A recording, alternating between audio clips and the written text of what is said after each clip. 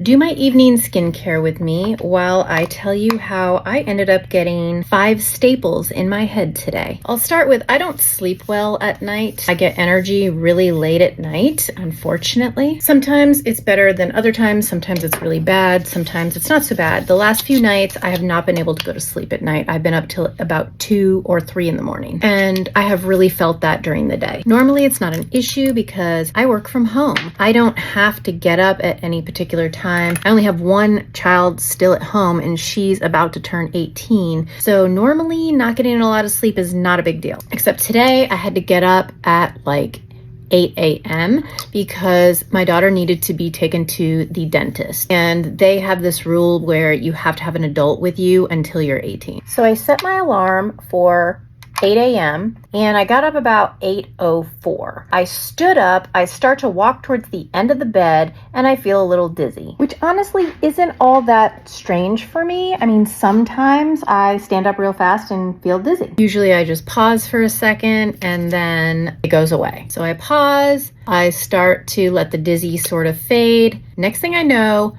I wake up as my head is crashing into the wood floor. I completely blacked out. I don't even remember parts of what occurred. As soon as my head hits the floor, I wake up and I'm like, why does my head hurt? I think I'm still in bed at this moment. I go to reach to see why my head hurts and it's wet. It's that moment that I realize I'm on the floor. I kind of look around and I'm like, oh my God, did I fall off the bed? I still don't remember yet that I had stood up, got dizzy, and passed out. So I go to stand up, I kind of get my bearings, and I'm like, wait a minute, I think I just fainted. Honestly, I'm starting to panic at this moment because I'm like, oh my God, I need to go start the car. It's cold as balls out and I have to take my daughter to the dentist. So I'm just gonna deal with whatever this is after I take her to the dentist. I'm like, where's my phone? Should I text my husband? Should I call my husband? I don't know what to do. Maybe I should call the dentist and see if she could go herself, even though I'm supposed to go with her, because I think I have blood all over the back of my head. I look around, I realize that my phone is about half under the bed. I pick it up and I'm sitting there in my head trying to solve all these problems. How am I going to get my daughter to the dentist?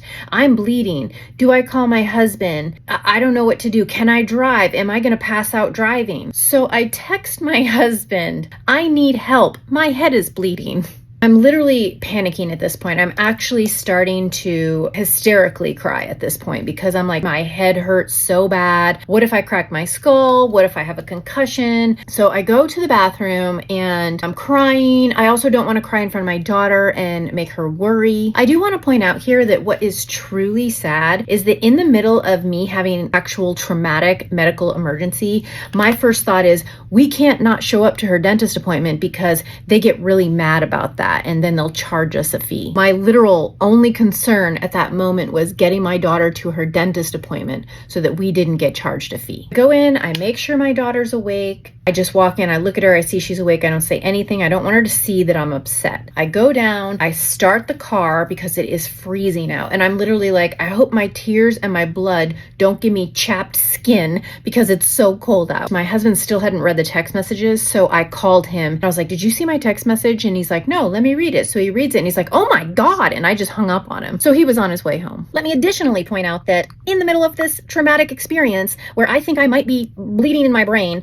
I am sending my husband the phone number to the dentist, asking him to call them and ask if she can go on her own. They said that she could go herself. My husband arrived, took me to the ER, which I didn't want to do, but I knew I should. They did a CAT scan. I had a gash in the back of my head just from hitting the wood floor. I hit nothing else. I literally fell backwards like a fucking tree. It needed 5 staples. I didn't have a concussion. I don't know how. I have to go back on Tuesday for them to remove these staples, and I'm terrified about that. I don't know how I don't have a concussion. I have always, like since I was a teenager, when I stand up, I get a little dizzy. It's just part of who I am. I've never fully blacked out like that. So that was very scary. That is the story of how I got 5 staples in my head today. They're right about here. I must have landed like this. I can't pull my hair back. I can't clip my hair back. So I've got it clipped on the side. I can't put it in a bun.